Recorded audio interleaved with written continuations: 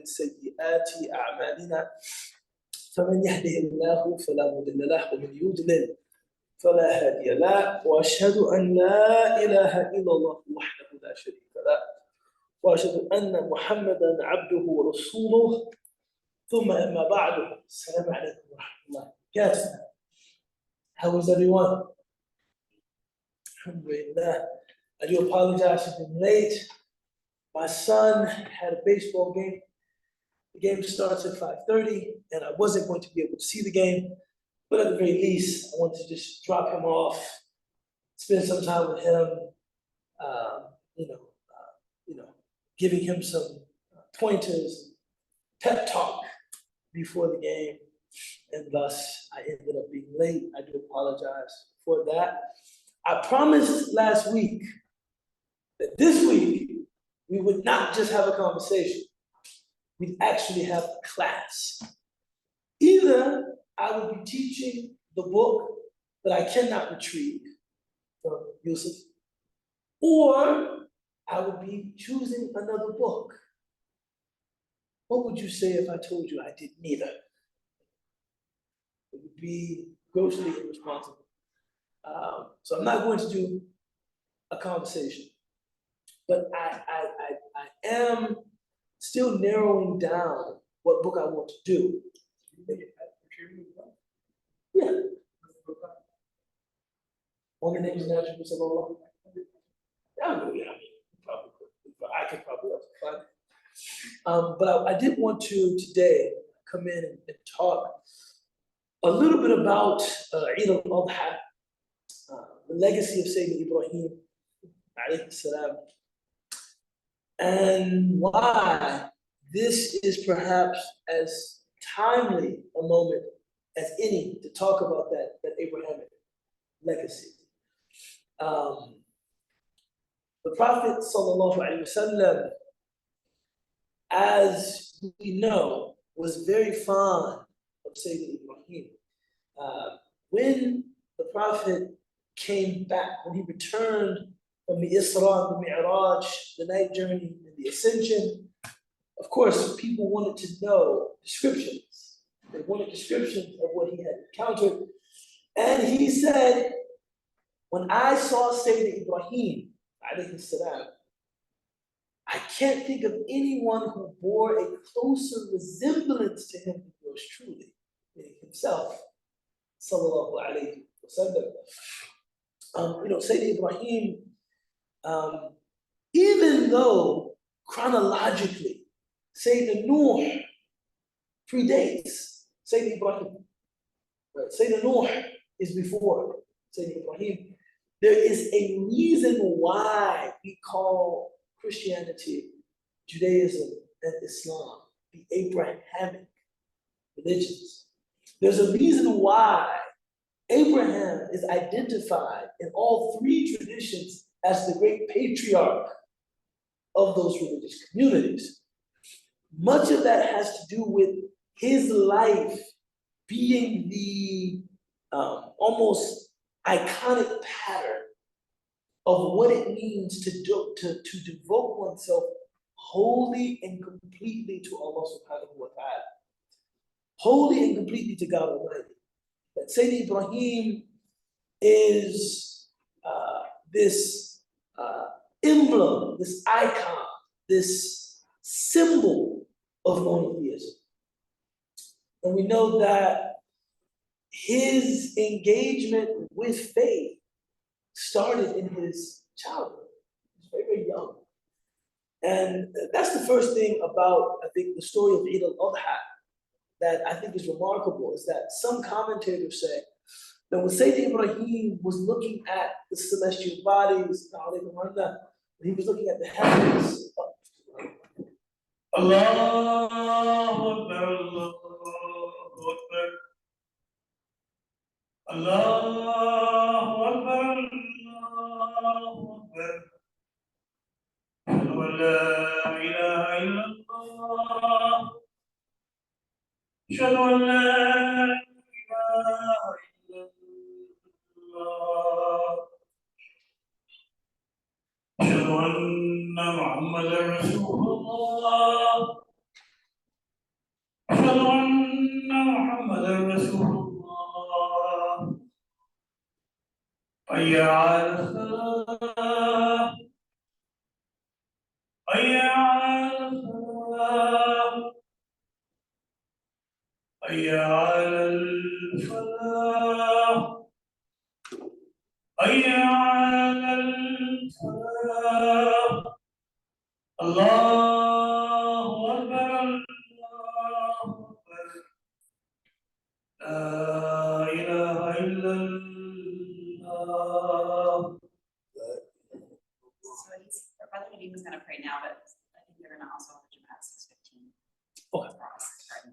So Sayyidina Ibrahim was very young when he became curious about faith. And one thing that I've stated elsewhere, and I'm still wrestling with this idea myself, is that we have this idea of adolescence. That means children under 18 are not responsible for anything serious. They can't be expected to do anything serious. And a lot of us don't realize that adolescence was a creation of not only America, but Western Europe. And adolescence corresponds with the period of compulsory education. That there is a time when every citizen of a given nation state should be going to school and unconcerned with any other task in life. Before the creation of compulsory schooling, it was actually quite regular for people to marry at 14, 15. In this country, I'm talking about the United States of America, when America's economy was agrarian, especially in the southern United States, it was quite common for people to marry at the age of 13, 14, 15. It wasn't unusual. With compulsory schooling, the idea of anybody making any serious life choice before the age of 18 becomes like an anathema. Like, how could you, right? Some commentators, and I'm talking about biblical commentators. There's one named Hans Kuhn, a German authority on Christianity. How old do you think he comments that Maria was, alayhi salam, when she conceived the Christ? What do you think is the dominant opinion among Christian scholars? 12 or 13, right? Which for us would be like, it would be like unthinkable, right? But Sayyidina Ibrahim, many of the commentators of the Quran say that when he first started his religious quest, right, his father's Azar, he's 10 or 11 or 12, like a young, tender age. And he's already contemplating these things. There's a famous story about Imam al-Nawawi, the great Damascene scholar. Now, Imam al-Nawawi, I will say this with all due respect to the great Imam, the compiler of Riyadh al-Salihin. He is one of the, I would call them, fanatics of the Islamic scholastic tradition. Imam al-Nawawi, it's mentioned, fasted every day of his life, of his adult life. Even Eid, he used to fast. That's what they say. Even Eid, he used to fast. If you look at, and he died at a relatively young age. I think he died at 44. He wasn't very old when he passed away. They said his scholastic output was so prodigious that in order to do what he did, he would have needed to complete 25 handwritten pages a day. And we're talking the works that have been authentically attributed to him. Many people say it's because he started at a very young age. There's a famous story about Imam al-Nawawi that he was studying as a youth, and someone came into the masjid with a cow with a bell tied around its neck. And this was, this was a very entertaining thing for a child. And I know I would be entertained. Brought a cow into my classroom with a bell tied around its neck. And all of the children got up from their lesson and went over and started engaging this gag this cow. And there was Noah all by himself, still studying. And his teacher felt bad for him. He said, Yahya, right? You don't want this is novel. This is interesting, isn't it? And he said, yeah, Shaykh, I was not created to play with cows. Right? He was like, I'm thinking like, if my son said something like that, it would just be completely novel and everybody would laugh. I think what I'm getting at is that when you begin reviewing the story of Sayyidina Ibrahim, you're talking about a different kind of childhood, right? He was a child, but not like me, collecting baseball cards and putting gum on the bottom of my desk. He was a child, but he was a very serious child. And it's sometimes difficult for us to appreciate that. And I don't know that we should mimic that. I mean, our children are different. Their context is different. Their opportunities are different. The point I'm making is that what we think of the potential of children is often related to the context of children, right? And, I want to see more potential made available for more people, generally.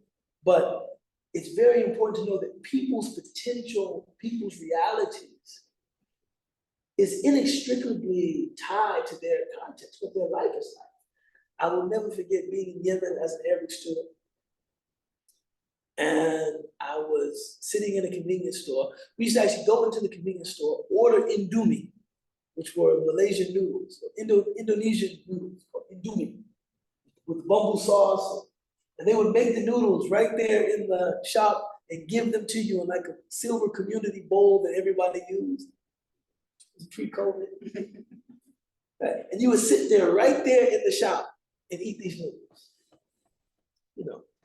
And I'm sitting there eating my noodles, and a young woman came into the shop, and she had a baby here, she had a baby here, and she was wearing a niqab, but judging by her voice and just her posture, I placed her age at 14, 15, something like that. And after she walked out, I said to the clerk, I said, so interesting that in Yemen, the older sibling can bring the younger siblings to the store, do the shopping for the family, and go back home. He looked at me and said, siblings? Those are her children. I said, oh my. I said, how old? He said, 14. I said, with 2 children? It was unthinkable. It was unbelievable to me. I was like, those are her children? It was unthinkable to me. And I remember after that, I became obsessed with this idea of child marriage. So I went on my computer and I got back to the dorm and was like, somebody's gotta tell me something. But I cannot believe what I just saw. This is amazing. And I came across this story of these European activists coming together to protest against child marriage, deeming it to be a great injustice. And some Yemeni women met with them and they said, if you're coming down just to oppose child marriage or the marriage of people you deem adolescents or people under the age of 18 or people you deem minors, then we're not interested in them. But if you want to talk about how we can put in place the kinds of reforms that will give women greater access to education, give them greater access to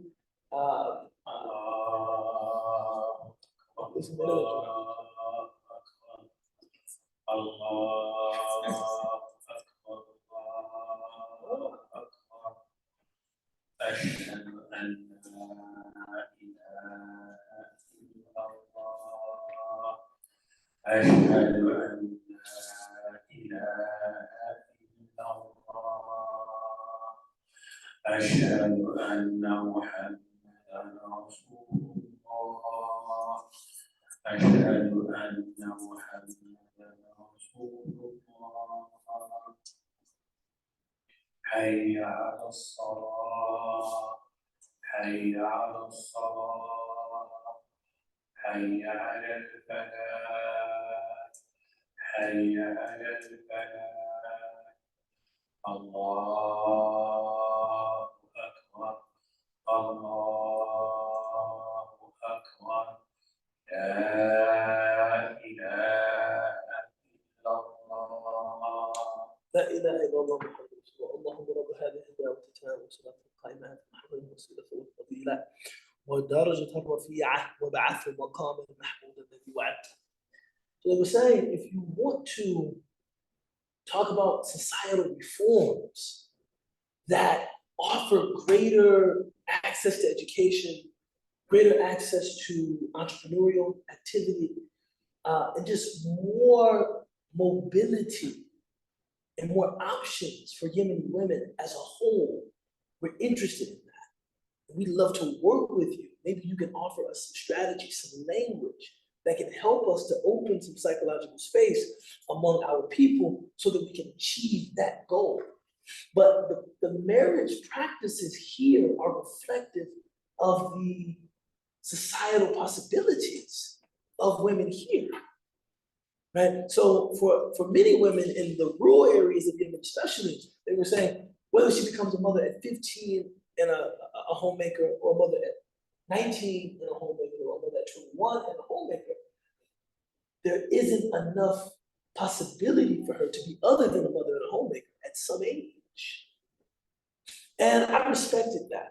I thought that this was, you know, a wake-up call for me as a Westerner, maybe smugly judging these traditions as being limiting, when it was the larger context was limiting. Right? And therein lies where the work needs to be done. The marital, you know, traditions will follow some of those other reforms and traditions. I say all of this to say, there was a time when young people were much more serious than young people are now, right? Osama bin Zaid, right, led an army at the age of 15, age of 15 or 16. It's hard for us to imagine that, right? The story about Sayyidina Ibrahim that we're telling now, 10 or 11, it's hard for us to imagine that. And I want to preserve something of my children's innocence, while at the same time preparing them for greater responsibility, right? I think that this is this has to be, you know, it's almost like, yeah, I don't want you to be, you know, because even when I see videos of like child soldiers in Africa, that scares me.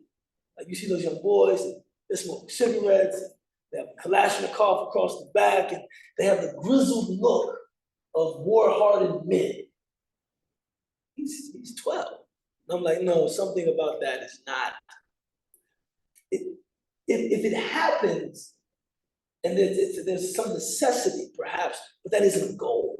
It's not. I don't think it's a goal to make children that world weary. You know, I'm just, you know, although in certain circumstances, this is what is required. There's a hadith of the Prophet ﷺ. There was a young man, about 13, and his mother wanted him to fight jihad. The Muslims were going out, defending the integrity of their community. And they said that he was so small, they had to tie the sword to his arm. Right? And he went out, and the Prophet ﷺ, in his gentleness, he told the young boy, you fight next to me. But he wanted to say, you know, I'll protect you. And as they were approaching the enemy, the Prophet ﷺ gave the boy the opportunity to go back to his family. He said, you're a young man. Perhaps you're scared. He said, no, Messenger of Allah, I'm not scared. And he went out and he fought fiercely. He said, you're a very young man. Perhaps this is a lot for you. Maybe you should go back to your family. He said, no, tell me where to attack. He said, well, then attack from the right, attack from the left, attack from the right. The young man started fighting. So childhood is very malleable, is what I'm saying. Sayyidina Ibrahim is a young boy looking at the idolatry of his people. And he takes issue with this. The reason I know this is not this kind of precociousness being developed is because I was kind of like that myself. I first started going to church at the age of 12 at the insistence of a teammate's mother on the football team. And I was confirmed and baptized at the age of 12. I started attending Bible study regularly at the age of 12. And I started taking issue with some of the doctrinal aspects of Christianity at about the age of 12. Right? At the age of 12, I started thinking, I don't know. I don't know. By the age of 16, I had converted to Islam. Everybody thought this was a joke. Hell, I probably thought it was a joke. I probably didn't think it was serious. Right? So Sayyidina Ibrahim is young. His father, his name was Azar. His father was the custodian of the idols. You know, idolatry is, I feel like as a Muslim, I should be saying it's despicable, but it's also very interesting because an idol must be fashioned. An idol must be fashioned. You know, Zaytuna has an academic journal called Renovatio. You know, Sheikh Hamza is involved, it must be Latin. It has to be Latin these days. And I'm good friends with Sheikh Hamza. He's my teacher. And he asked me to conduct, his team asked me to conduct interviews with the academic writers who submit to Renovatio.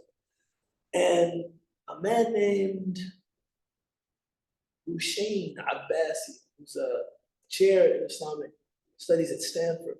His wife is Sophia Latif, the artist, you know, the visual artist, right? And I think it was Hussein. He wrote this article about idolatry. Or was it somebody wrote in Renovatio, right? Not anybody I interviewed, but somebody wrote in Renovatio. And they were talking about how the raw material of wood or stone or food compost, all kinds of stuff, is taken, and then there's a whole process through which these regular base elements are consecrated and then worshipped. It's a whole process. It's not like you can't just grab something on the street and say, okay, this is my God. Just no, it's much more complex and involved than that. And then even when the idol is consecrated and made into this object of worship, someone must be the custodian of the idol. Because, you know, maybe it starts to decompose, maybe it gets dusty, maybe a bird poops on it. I mean, all of this, you're thinking, these are things that people worship. Somebody has to be responsible for like being the caretaker of the idols. I think the fact that Ibrahim's father is identified in our sources as a caretaker of the idols, this is what exposed him to the absurdity of idolatry. Like, you have to take care of this thing, and then you worship it. You know, Sayyidina Umar, this is something attributed to Sayyidina Umar, may not be true. Some people say Shi'is made it up. Right? I don't know if that's the case, but some people say Shi'is made the story up. I remember Sheikh Yasir Qadi said, do tahqiq, or like review that story, because I think some people suspect that Shi'is made the story up out of their antipathy toward Umar. But there is a riwayah, there is an athar, in which Sayyidina Umar states, sometimes people saw him weeping, and sometimes people saw him laughing, just by himself, walking the streets of Medina. And someone came to him and said, why is it that we see you laughing sometimes? And why is it that we see you crying sometimes? And he reportedly said, when you see me crying, it's because I'm thinking about a daughter that I had, that I buried in the desert, that he had practiced infanticide. And thinking about that barbarism, this was, of course, before Islam, would drive me to tears. And he said, when you see me laughing, I think about the fact that I had an idol that was fashioned from dates. And I used to worship this idol. But if nobody was looking and I was hungry, I would pick a piece off the idol and eat it myself, and then go back to worshiping that. And he said, the idea that I used to worship something that I used to consume is just so funny, right? But when you are in close proximity to Al-Fan, in Arabic the word idol is what? Al-Fan. Something of the absurdity, something of the silliness, something of the incongruity of idolatry becomes apparent. So this is Sayyid Ibrahim's beginning. His father is there. His father is the custodian of the idols. And there's a pantheon of idols in the home of Ibrahim, right? One is very big, and then you have these lesser gods. And Ibrahim takes issue with this idolatry. And one day, as the people are out on holiday means holy day, he decides that he's going to destroy the idols. I'm going to destroy the idols. And this is very, the fuqaha of Islam, they have left no stone unturned. Don't get yourself into any trouble. But many of our fiqh scholars say that the haram cannot be property. So that if somebody destroys something which belongs to someone else and it's haram, they cannot be charged with criminal destruction of property. They don't have to indemnify them. So if I'm at somebody's house and I see a big bag of heroin and I just flush it in the toilet, what is this? He can't say, such a baby, that was my heroin. What did you just start me $80 for that? الله أكبر الله أكبر الله أكبر It's probably الله right. أشهد أن لا إله إلا الله أشهد أن لا إله إلا الله أشهد أن محمدا رسول الله أشهد أن محمدا رسول الله حي على السلام حي على السلام حي على الفلاح حي على الفلاح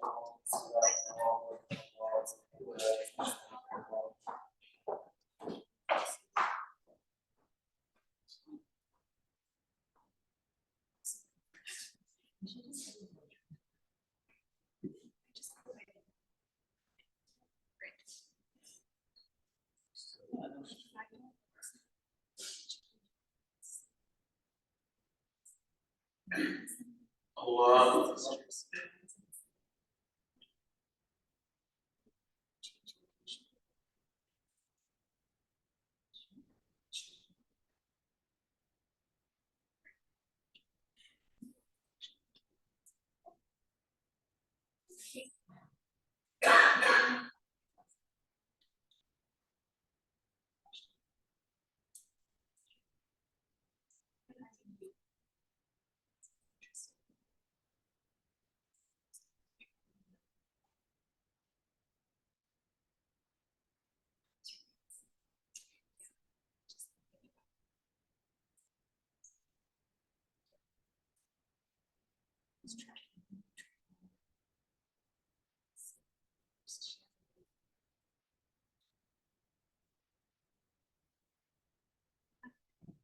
الله الله أكبر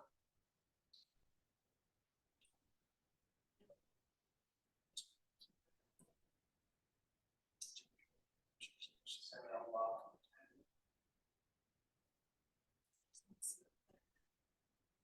الله الله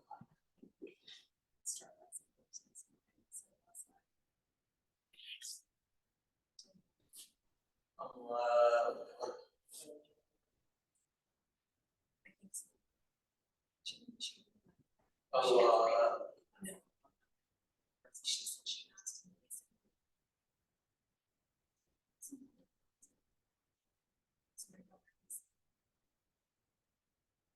الله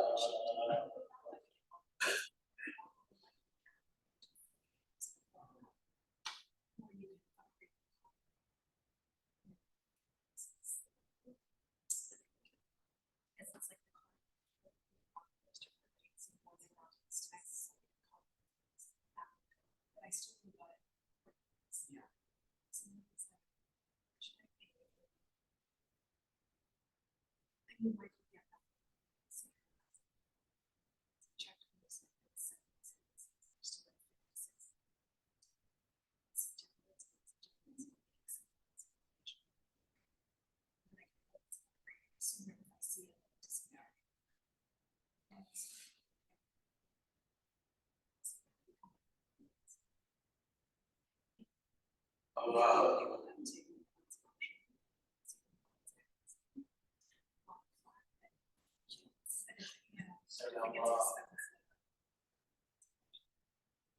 Allah.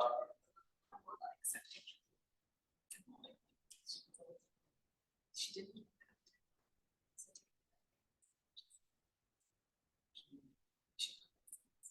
Allah.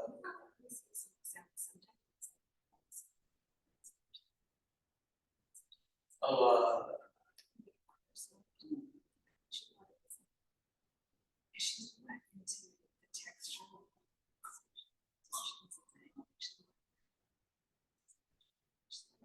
Allah.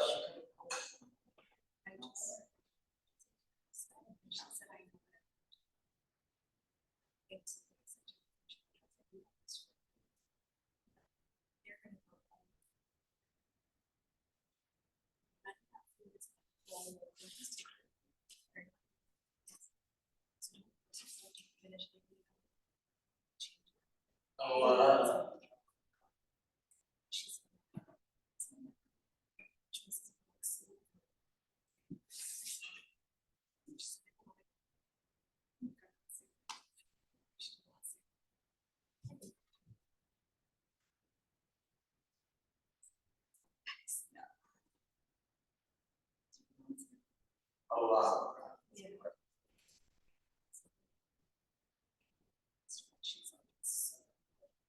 Salam.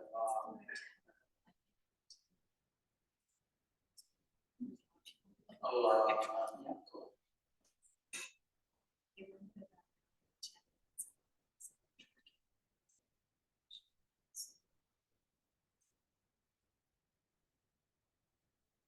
Allah.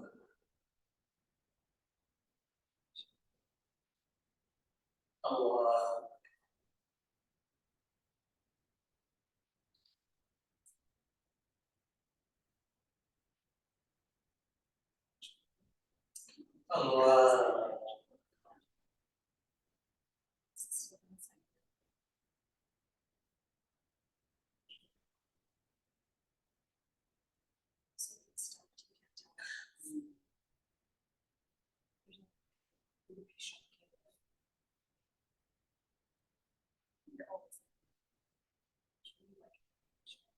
Allah.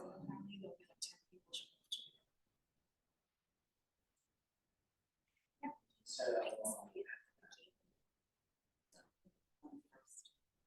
Allah.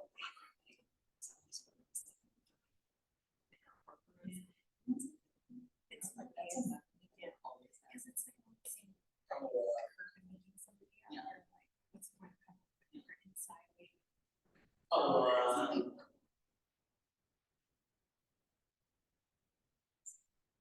She did say they slept.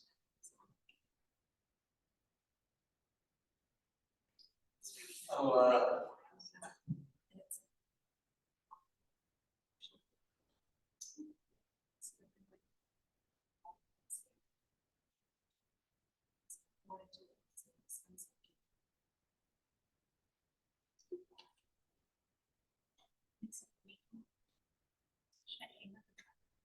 And it's trying to manage it. Yes, that's the thing. She sees that. But if there's like 26, yeah. It's got to be nice. Yes. So finally, we would be the balance. Assalam. Salam.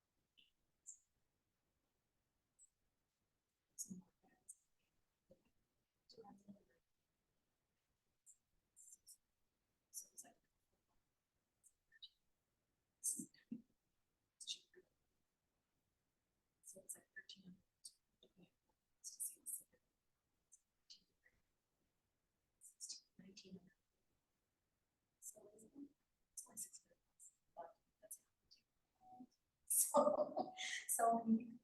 600. Yeah, no, because it's.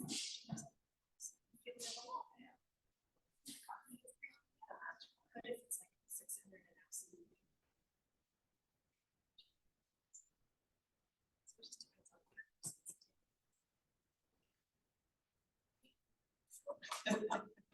I'll be able to do it.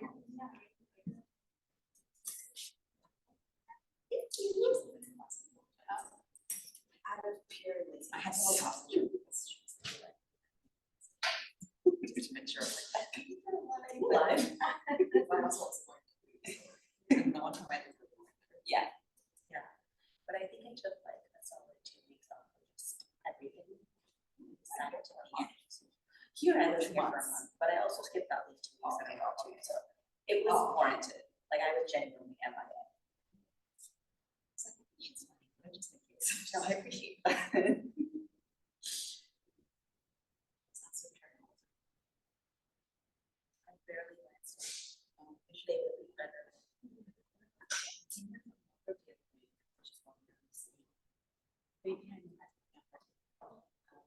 I phoned a friend, and I had already walked out. When I met a friend, this place is only, you can only play at the back here during Jumu'ah, but not during regular prayers. It was just one of the guys that was praying. She told me after, and I just laughed, and I was like, that's not a thing, but I said, yeah, literally. I was like, if it had happened to me, I would have. Wow. There's just so much 18 rows between. I can't remember. Yes, I think so. Like, I'm also thinking more well, not. I mean, yeah, because like if you get lost in the movie,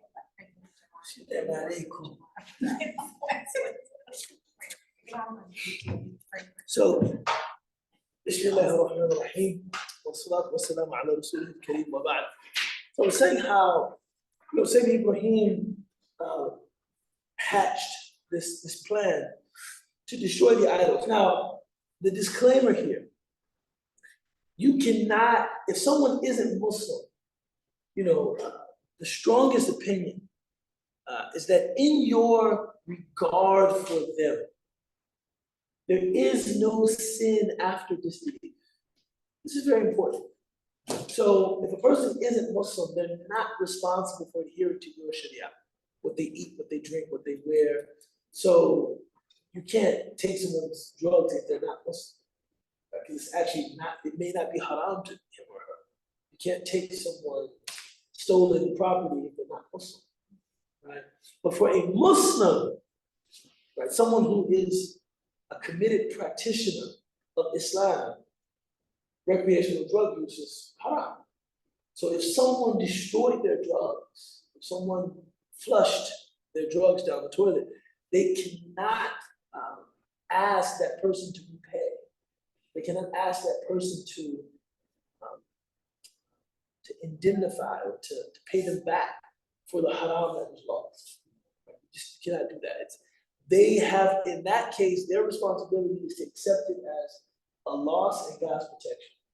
Like if someone, was, if you went to and here's where the hukam becomes really tricky.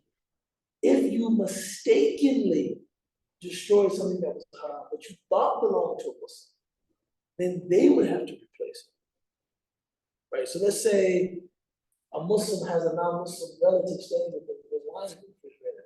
He says you can stay there. You go in and see the wine, you go and pray. What is this? He says, bro, it wasn't mine. That's my cousin. He's not Muslim. Oh, I'm just a Muslim. He has that. I didn't know. I don't know. I pointed out to him. He would have to explain that to his cousin. Sorry. He says, sorry, my Muslim friend didn't know that, it wasn't mine. Something like that. And it would also. Oh, I'm sorry. Would it be his obligation then to reimburse to buy alcohol? No, he could. Okay. Just explain.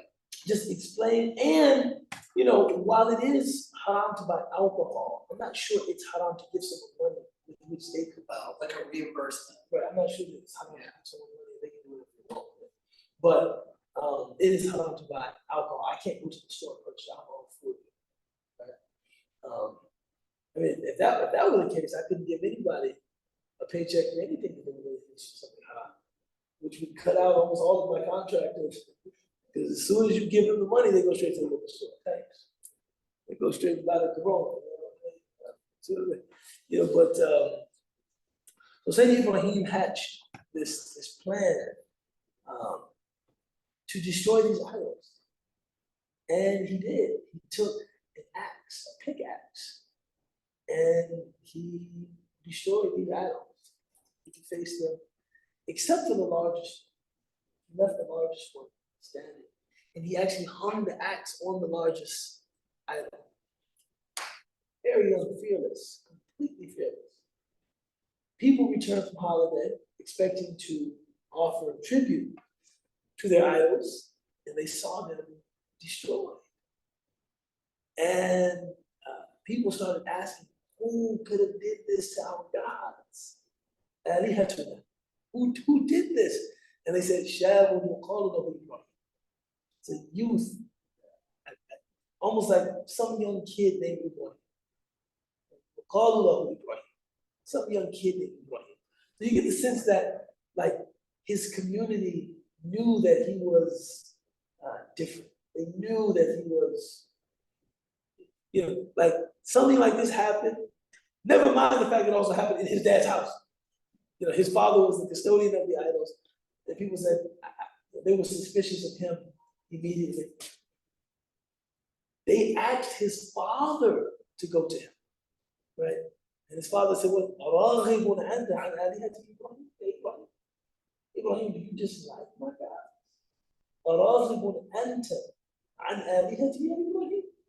Do you dislike my God?"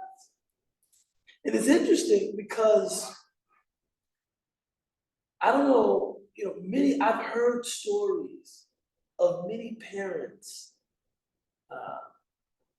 doing this to their children, where it's kind of like, wait, you do realize that I make my living as the custodian of these idols.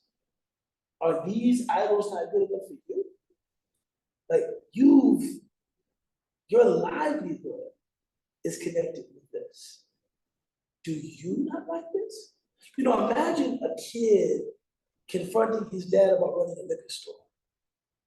And his father is saying, those shoes on your feet, the clothes that you're wearing right now, the dinner that we're going to consume tonight, all of that was paid for by alcohol. Are you suddenly against what has taken care of you? Imagine the pressure in that moment. It's like, wait, are you suggesting? Are you suggesting that you're averse to these gods? And he says, alihati, my gods. In this ayah of the Quran, he personalizes this, saying that, son, this is an attack on me personally. This is not just about some theological thing. This is an attack on me personally. And Ibrahim, he said, ask the biggest idol. Perhaps he can clue you in as to what took place. Ask the big one. And he said, Ibrahim, these idols don't talk. They don't respond. He said, in that case, why do you worship? Right? In that case, why do you worship them? If they can't talk, they can't respond, they can't defend themselves. Why do you worship them? And his father becomes irate, becomes very angry. And he says, Ibrahim, if you don't depart from me at once, I will stone you to death. There's a word for this in English called lapidation. threatens him with lapidation. You don't depart from me at once, I'll kill you. You know, I brought you in this world. I'll take you out. You know, some parents, I was having breakfast with a friend of mine, two family friends of my wife that were passing through Chicago en route to Massachusetts from North Carolina. Maybe a different traffic. But but and I was talking about how, my wife and I, we made the decision 2 years ago not to physically hit our children, in spite of the fact that I grew up big. Mashallah. My mother's a very sweet woman. She's a very sweet woman. Sometimes you see her in some Muslim events, and just be sure to tell her I said she's a very sweet woman. But you didn't want to. There was a red line that you didn't want to step on. And I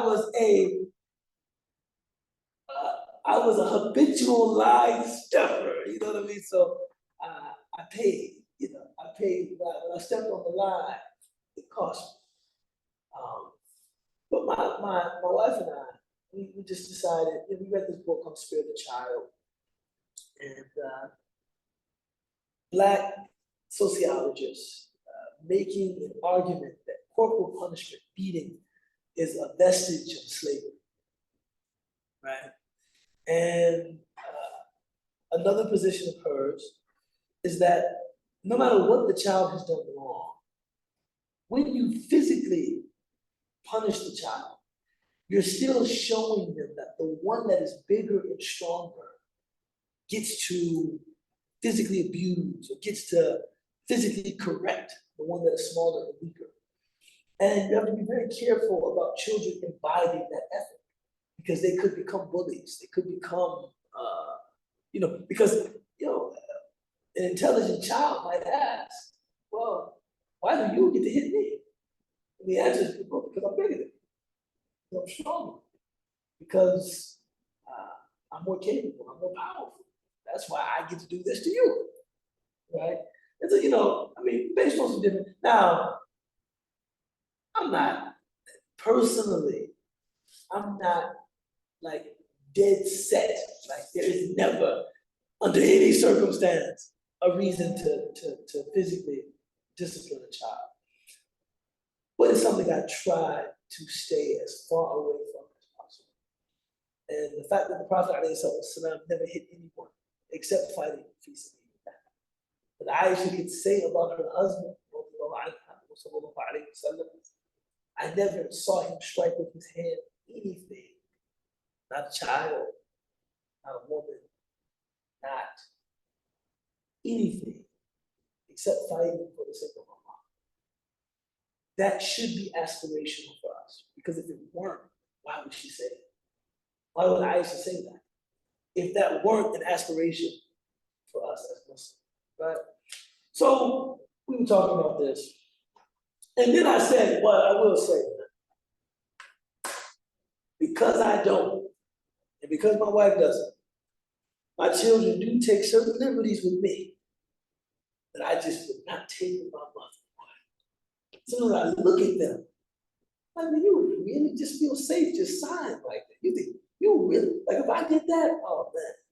As soon as I finished exhaling, it was on. If my mother was speaking, I did like this. As soon as I finish, it might be a hand around my throat. Oh, you can lose that breath. Okay, let's try that again. Is that the, you know what I'm saying? But Ibrahim's father makes this threat to stone him. I'll stone him. And Ibrahim, look at his beautiful response. He says, Ya abati, qad ja'ani min al-ilmi ma lam yatik. Ya abati. Even after his father threatens him, I'll kill you. I boy, I'll kill you. And also too, I think I always, whenever the stories of the Quran are very beautiful, when you understand them and you can temporize them. I don't hear, later on we know, spoiler alert, he actually does participate in the attempt to take his son's life, but it's not by stoning. I don't think this is like, I think this is how a lot of parents would respond. Like, what? I brought you in this world, I'll take you out. Don't look, boy, I'll kill you. And Ibrahim says, yeah, everything qad ja'ani min al-ilmi ma lam yati. Oh, my father, perhaps, qad ja'ani. Maybe some knowledge has come to me that hasn't come to you. قد جاءني من العلم ما لم يأتي. Maybe I know something that you don't. SubhanAllah. Scholars talk about the fact that the first thing he said was, yeah, abati. He still said that. So even after his father is very angry, he addresses him with a term of endearment. He didn't say, oh, my male progenitor. Right? He doesn't say, sire. He says, yeah, abati, dad. Oh, dad. A good friend of mine who does spank his children. I said, when did you know it was time to stop? He said, well, I came in, I told my children to do something, they hadn't done it. And I told them, okay, I'm gonna make an example out of it. You think this is a game. Well, I know what I'm doing. He said, I started taking off my belt. And he said that my son at the age of 7 started negotiating with me so smoothly that I started laughing, and after that I couldn't spank him anymore. He said, whoa, Dad, you're taking off the belt? Dad, do you really think we have to get into that? he said, oh, you think this is a game? He said, whoa, Dad, you taking off the belt? Dad, we don't have to do that. That's really, you really think we need to get into that? He said he looked at him. He just started laughing and staring at me. He's like, I guess we do. If you can speak and advocate for yourself that effectively, I have no business spanking you. Oh, the belt there? You really think that's necessary? No. We just forgot to do what you told us. I assure you, it won't happen. We did that. Whoa, it's really that. Don't you think that's a bit drastic, a bit draconian? Okay, Dad, we'll get the yard done, we'll get the dishes done, but please put your belt back. All right, guys, be serious. We need to do that. But Ibrahim says, yeah, Abati, my father, maybe I have some knowledge that you don't. And in this, most of us as Muslims will identify with Ibrahim. I think the challenge is identifying with his father. Of course, my children may not introduce me to Tawheed, but what about other things that they might challenge? Say, Dad, what about this, Dad? I mean, the humility to acknowledge that maybe you do know something that I don't.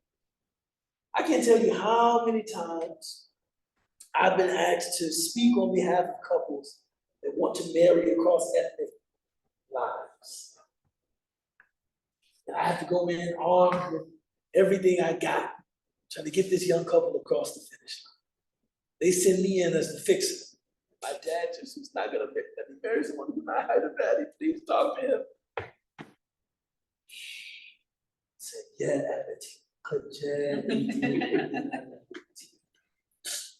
maybe, perhaps.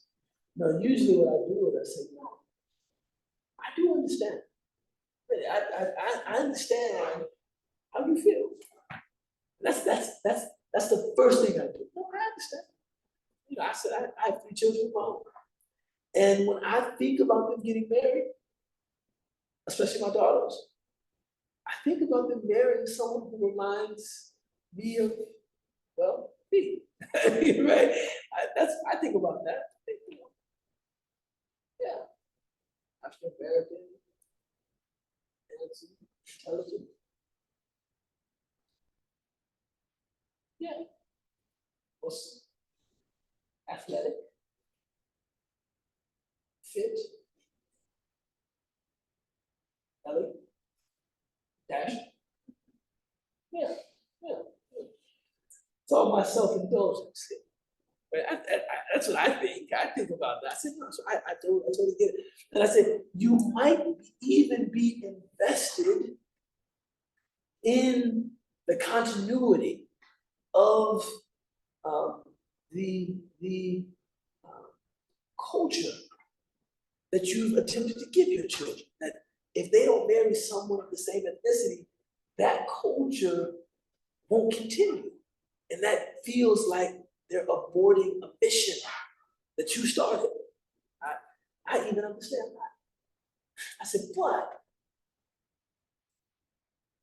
we are raising our children deliberately in a multi-ethnic religious environment. You know, if your children were in Karachi, this probably wouldn't be happening. They were in Syria, this probably wouldn't be happening. If they were in Fez, this might not be happening. But they're in the United States. You can't tell me that you never thought about the consequences of money, professional advancement, the political freedom, and everything you gain in coming to the United States. That there might be something that you had to be prepared to lose in coming to the United States. You thought this was just all, what? Come on, wise up. You've gained something, and you've also lost something. Wise up. Get real. I know it's tough to swallow, but get real. So the fact that your daughter has no problem seeing an Arab man as a potential spouse, when that would be unthinkable to you. She has a different cultural context. Now you can, if you want, you can oppose that. You can frustrate this for her and make this something that is out of the question. If you do, just know that there are consequences. And one of them is that she loses confidence in you. And now, however she's managing her romantic life, she does behind you. Trust me, you don't want that. Right now, and sometimes I have to like, they're asking for your blessing. You're being empowered here as a Muslim caretaker, as a father, you're being empowered. She's asking for your oversight, your blessing. You can still be a part of this process. You mismanaged this. She's making her own strides after that. So if I were you, even if you really want her to marry somebody Daisy, I would tell her, yeah, we can consider this. And then go and find the most attractive, richest Daisy man you know. Get him in your front room as fast as you can. Say, do you think he's better than him? Little does he know she's already in love with him. Does not, I know, but he doesn't know. He's like, you know what I'm saying, baby? I want to talk to our cousins and see what we can pull together. And see. I know it's already over. She's already in love with this guy, I know that. But then after that, a couple months later, I'm like, she still wants to marry, which I do. I think at this point, you've done all you can. Don't stand in front of them doing something that Allah loves. A lot of times at that point, he's ready to just submit. It's a process. But how he or she comes to their parent, I would say, try to come in this Abrahamic way. But just consider this. Are you willing to talk? Are you willing to talk to Ustaz Ubayd? Are you willing to talk to anybody about this? Is there a way that your mind could be changed about this? And sometimes, man, it's just, you gotta tell people what their options are. Look at it this way: she could be marrying a non-Muslim, which happens more frequently than you realize, or she could be marrying a woman, which also happens more frequently than you realize. So there's a lot for you to be happy about here. Not joking. There's a lot you can be happy about it. But we will often run into situations in which we know something that our parents don't, or we want something that our parents can identify with. Or maybe we have certain moral commitments that our parents don't have. Like, I can't tell you how many people have, boss. Somebody.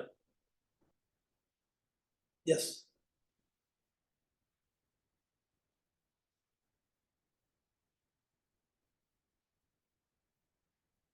Really?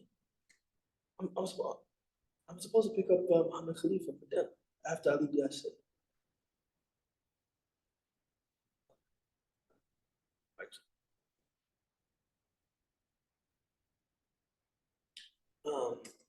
I can't tell you how many people have heard their parents say racist things that just doesn't, it's like, it doesn't sit well with them. It's like, how do I address this with my parents? I can't tell you how many Arabs I know whose parents use abd when referring to black people. Abd, Abi. I can't tell you how many Daisies I know whose families use kellu as a pejorative. It's not just, oh, it's from Kala, it's from black. I know. You don't know, I studied at the madrasa. I have enough Urdu to know when someone is talking about me. I know enough Urdu to know. Now we've evolved the words. Huh? Now we've evolved the words. Now we don't use that. You don't say kellu anymore. Yeah, we now translated into other words, which a lot of. You know, there was a you know, man, subhanAllah. Man, I've had some really interesting experiences with this. You know, I had a classmate who was Indian, basically, who was very dark skinned. And I think to give him dignity, his parents named him Bilal. He was very dark. And they would call him Kelly Bilal. He would like hang his head in shame, Kelly Bilal. This is after madrasa. We studied Islam. Kelly Bilal. Kelly Bilal. And I said, your first name is Kelly? He said, no, that is black. I said, black, huh? I said, but it sounds like they're ridiculing. They are. I said, it sounds like they're ridiculing. They are ridiculing.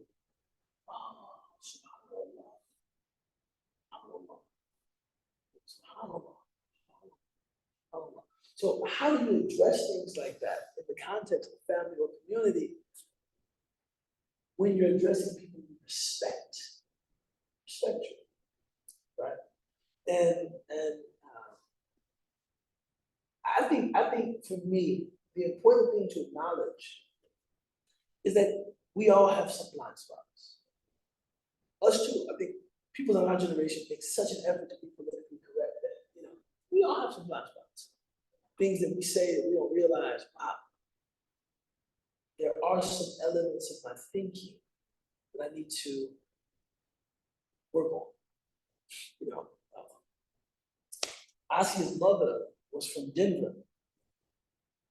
And in Denver, you have Chicano communities that have been in Denver for generations. That's the demographic makeup of that community is much more like the American Southwest than Chicago. So for me, Mexicans in particular, they mostly make up an immigrant community, right? I'll never forget, I was in Denver and we went for my wife's her 6-week checkup, and the attending physician was Mexican. And I said, wow, a Mexican doctor. She looked at me like, stop feeling love. There's nothing unusual about a Mexican doctor. Why would you say something so vile?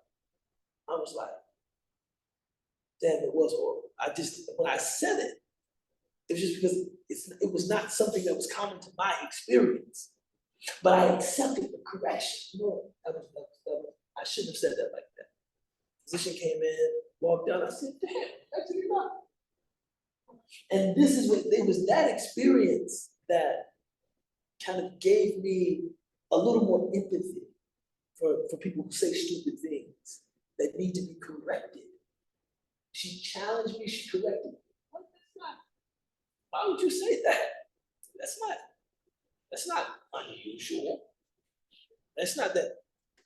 She said, I bet you go to Mexico City, most of the doctors are Mexican. I said, yeah, they probably are. If you go to Mexico City, most of the doctors are Mexican. So sometimes this is something that the fuqaha, not the fuqaha, but the ulama, they call jahl basit, simple ignorance. A person is ignorant just because their experience is impoverished. But then you have jahl murakkab, where a person is ignorant and they're committed. They have an ideological commitment. I don't have any ideological commitment to being anti-Hispanic. I just don't live in a context in which I've seen a lot of Hispanic doctrines. So when someone corrects me, no, that's what you said was stupid. You know what I said was stupid. Oh, but if someone has an ideological commitment to the idea that Hispanics aren't intelligent enough to be doctors, this will even degrade encounter. Even when they're seeing Hispanic doctors, they still no. Many people are racist like that in this country. They have certain beliefs about black people. Even when they have something that you think will alter the belief, they're still committed to the belief. Right? I was pulling into Costco on Friday, and a woman reared, she hit the back of my car. I jumped out like, no! I was like, no! It was an Asian woman, she was Chinese, and I could tell that she was very afraid. I got out of the car. The first thing I said, it's just a car. Just relax. We're gonna figure out what happened. I'm Muslim. I'm not angry with you. I'm not gonna hurt you. I just really love my car. That's why I was screaming like that. I just really love my car. I was screaming like that. She's like, oh. And I can only imagine maybe what she had heard before that. Like, I get out of the car, no! She's like, oh my God, you're gonna kill me! It happens. Now, look at what happened. I drove the car for like 20 minutes, no damage. SubhanAllah. Allah must not, no damage. No damage whatsoever. Then she said, but there was a letter that was missing from the back of the car. I just come to the car wash. I said, I think the impact of the hit knocked the letter off. She said, well, I have video because I'm on this like safe driving program. All of my driving is being recorded. I said, you probably don't want to submit this recording. This is probably not the recording that you want to submit to your insurance people. And she said, so I've been behind you since on Ashley. And the recording showed that the letter was already missing before she hit the car. I said, it must have come off at the car wash. I went back to the car wash. I said, your guys, they were struggling so hard, they rubbed my letter off. He said, Allahu Akbar. In the road, the cars are passing. It was busy, it was warm, it was a Friday in Chicago, everybody wants to get the car wash. Who knows how many cars are going by? I went to Juma before I went back to the car wash. So I was at least an hour and a half, 2 hours. The letter was there on the ground and it wasn't even cracked. Well, it hadn't even been run over. He was like, we're sorry. He went, got 3M, double-sided tape, put the letter back on, everything, nothing, no damage on the car, the letter's back on, nothing. I just went home and telling my wife, SubhanAllah, SubhanAllah. And the only thing I could think about was, I got out of the car and I just wanted to put that woman at ease. I don't know what you know of her, a black man being mean, being aggressive. It's just a car. It happens. It's okay. It happens. I don't know what you heard, but I'm not angry. I'm not upset with you. But I think probably, she was like, oh my God, I don't know what happened. I said, you pay close attention when you're driving or something like that. Those things like that. قدر الله ما شاء فعل. some people will have experiences like that, and they'll still say, man, I'm just violent, angry, and just, that's jahl murakkab. Even when you still have an experience that would disabuse you of these ideas, you still have these ideas. Jahl basit is where it's like, I'm not ideologically committed to any of these ideas. My experience is just impoverished. Okay.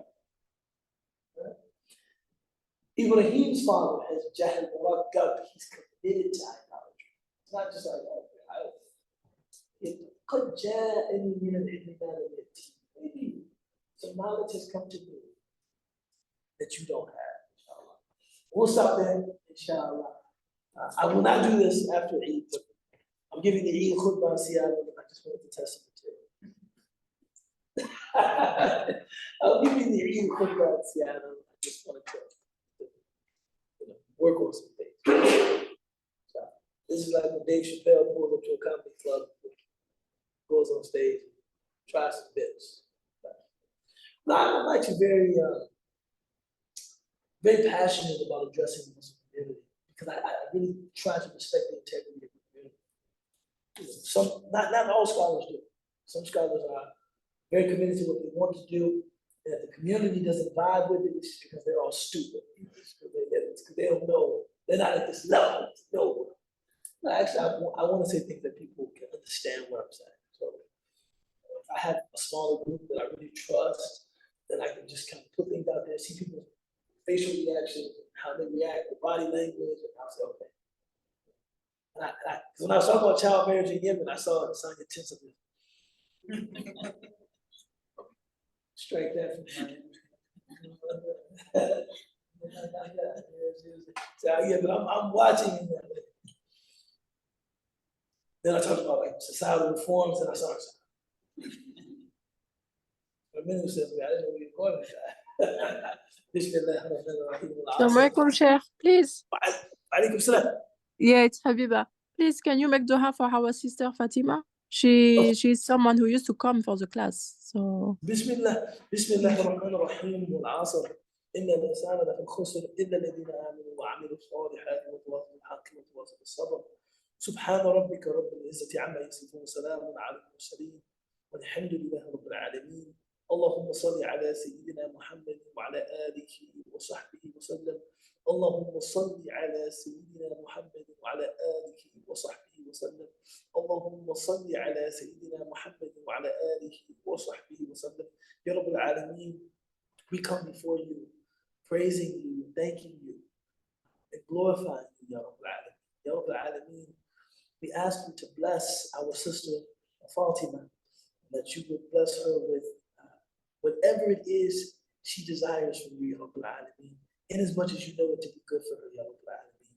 That you would protect her from whatever she desires to be protected from, Ya Rabb al-Alamin, in as much as you know it's something that will harm her, Ya Rabb al-Alamin.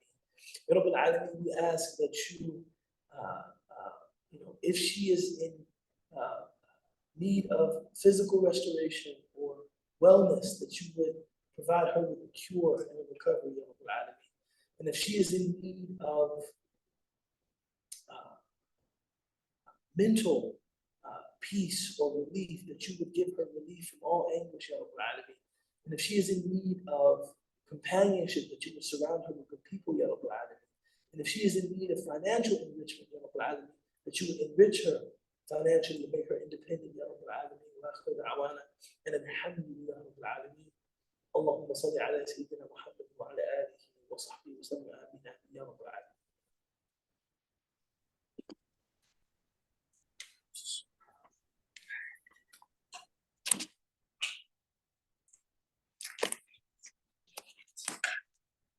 Said child marriage, we should take a poll of how many people's grandparents